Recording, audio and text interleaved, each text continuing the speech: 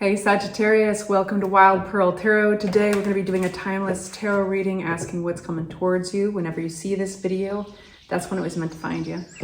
That being said, only take what resonates, what feels, oh, awesome, 10 of Cups, that's not a bad start. What feels right. Never give your power away to tarot. Not even me. I know. If you would like for me to pray for you, if you'd like other people at this channel to hold you in their hearts and pray for you as well, you're getting awesome cards. Say hi in the comment section or leave an emoji. It gives us something that we can focus on that represents your energy. This whole channel is, of course, dedicated to intuitive messages from tarot, but also putting compassion and kindness out there, you know, just putting into practice. So, yeah, that offer always stands. All right, so I'm going to give you a quick peek and then we're going to unpack these cards. So it's going to be a little bit vague in the beginning. Flying out, we got the Devil, of course, to spice things up. It is a Saggy reading. 10 of Cups. This is about harmony. This is all 10s are our goals reached. This is harmony and alignment in your relationships with your family. It's got this rainbow. It's like, ah, that's that energy. And then we have the Emperor taking charge. I will say, you guys have had, in the last two readings especially, they have been bangers, man. You've had some really awesome and intense readings. So the Emperor card is definitely kind of a card of natural leadership and taking charge. We have the 6 of Cups, which adds an interesting bit of drama to your reading. This is possibly reflecting on something that was difficult to go through, maybe a tough memory.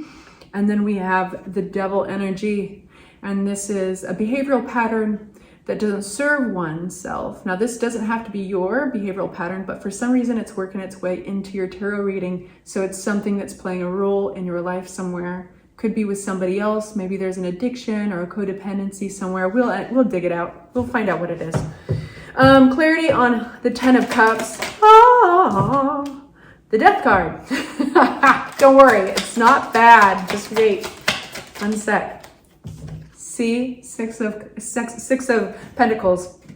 We have, so the Death card is also a rebirth card. There's something that's moving out of your life. It's probably affecting your family. Maybe it's affecting, there's something that's righteous about it though. It's a natural occurrence. It's a natural event. So it's only natural that something here should come to an end.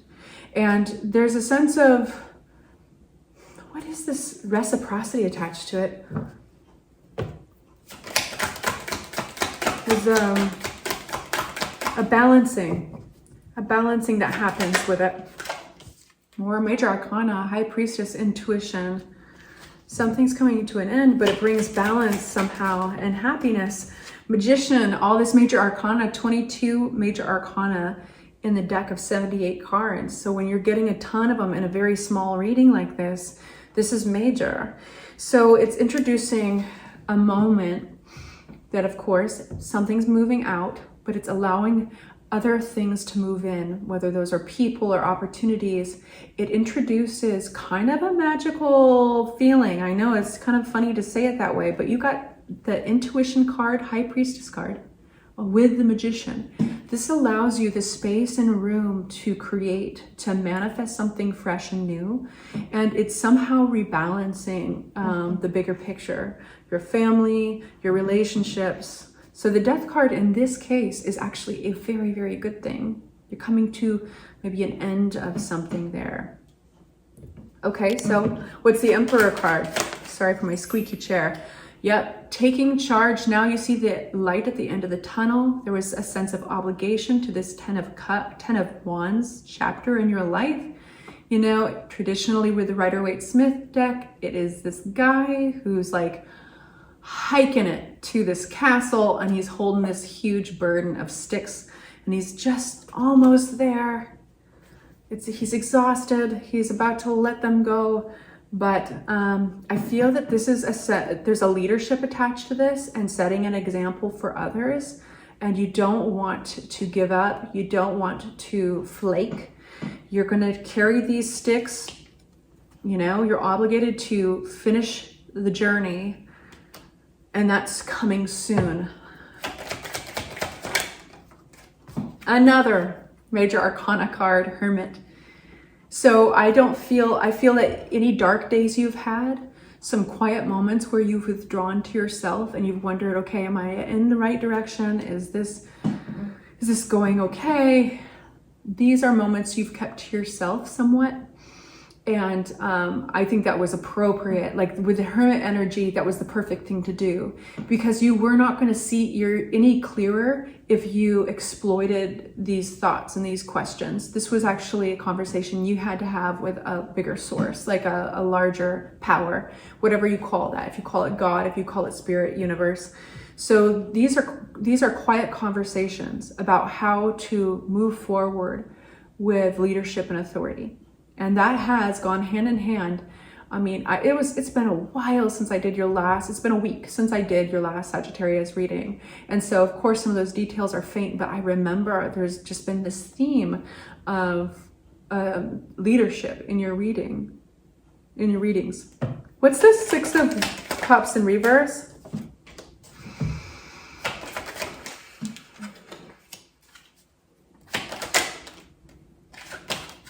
You had one sec. I don't want to speak too soon. 1 sec. What is this anxiety about? Oh, okay. But why the...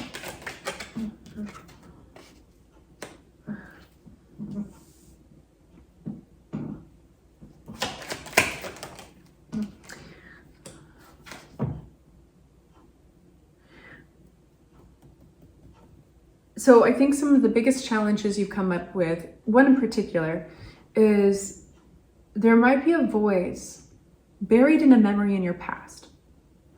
So this voice came from somewhere that limits you. And it says things like, Sagittarius, based on what you experienced back in 1993 or in 2012, or, fill in the blank, based on that memory, 6 of Cups, upside down, unpleasant memory. Maybe you can't make this transformation. Maybe you don't know enough. Maybe you don't have the skill set. And it fills you with anxiety. That's the next thing that happens. It makes you overthink. Maybe you lose a little sleep. But here's the thing, is I don't think you are expressing that on the outside. So kudos. This feels like an inner battle. The biggest challenge you're up against is you. But the tricky thing is, there's something buried in your past, a bad memory in your past that kind of backs it up. So there's the beast. The thing is that's just a bullshit memory, and it means nothing about your future and what you're capable of. And in fact, sometimes those memories or those BS voices are a blessing, because it gives us something to kick and push up against. In this case, it deepens your focus. It makes you more focused. It makes you more determined, because you're seeing the wall that you're hitting up against. There's this wonderful saying, and it's by a professor. Oh, I forget his name, and he deserves to be named. But if any of you guys know who this professor is, he passed away probably about 10 years ago. And he said, the walls aren't there to stop you. They're there to show you how badly you want something. I think that's how it goes. The walls aren't there to stop you. They're there to show you who you are, and that's what this is. So if you have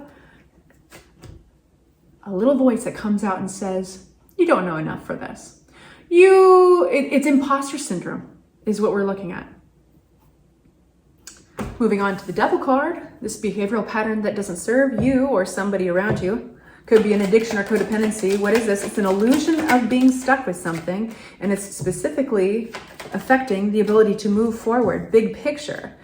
Move forward independently, but within the context of setting things up long-term for maybe you, for your family. 9 of Pentacles to the 10 of Pentacles.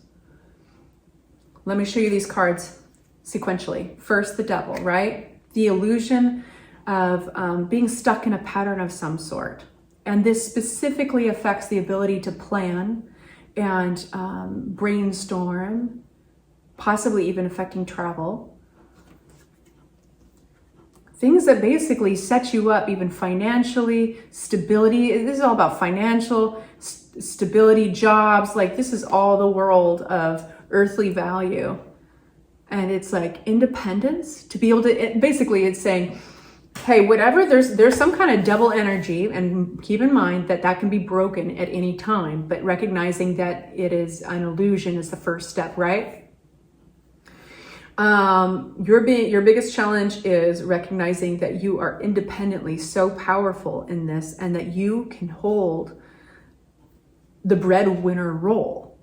This is the kind of got a breadwinner feeling of like, you can bring home the bacon, you can set you and your entire family up. You have the ability, based on everything you have experienced in your skill set and your leadership skills, to actually pull this off.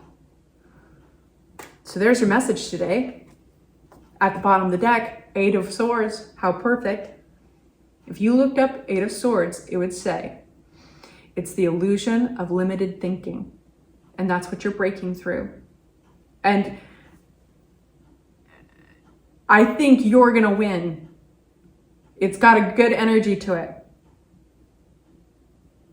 If you were to rewind back to the very beginning when I describe our card, 10 of Cups, something's moving out. A massive rebalancing, reciprocity, being guided by your intuition into an era of creation and manifesting. I love this for you. Sending you off with love and light. Please hype this video. Please give me a like and consider subscribing. Talk to you soon. Bye-bye.